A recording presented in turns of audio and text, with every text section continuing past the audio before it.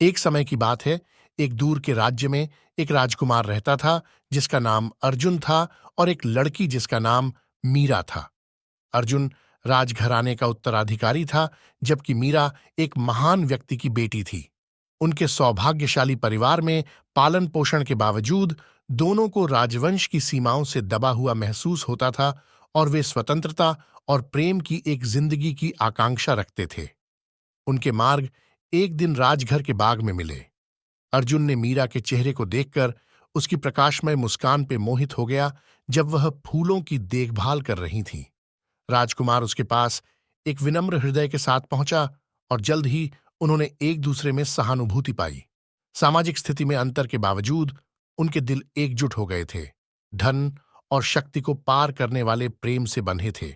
हालांकि उनका प्यार आसान नहीं था। अर्जुन के पिता राजा ने उनके संबंध का विरोध किया। उन्हें राजवंश को कलंकित करने का डर था। उन्होंने अर्जुन को मीरा के साथ फिर से मिलने से रोक दिया और उन्हें एक पड़ोसी राज्य से शादी करने के लिए व्यवस्था की। दिल टूटे हुए लेकिन इरादे से अर्जुन अपने प्रेम पर हार नहीं माना। उसने अपनी उपाधि और धन को त्याग दिया, मीरा को फिर से खोजने के आशा में एक सामान्य व्यक्ति के रूप में जीने का चयन किया। उसके पास केवल कपड़े और प्रेम था।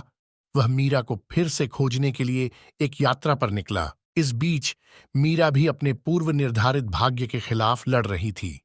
अपने माता पिता के जोरदार अनुरोध के बावजूद उसने अर्जुन और उनके साझेदार प्रेम को भूल नहीं सकी।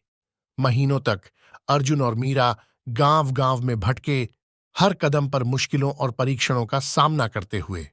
अंत में किस्मत उन पर मुस्कुराई और उनके मार्ग एक और बार मिल गए, एक भरा हुआ बाजार शहर में। खुशी की आंसू बहे जब वे एक दूसरे के आलिंगन में आए, जानते हुए कि उनका प्यार समय और परिश्रम के परीक्षण को सह चुका था।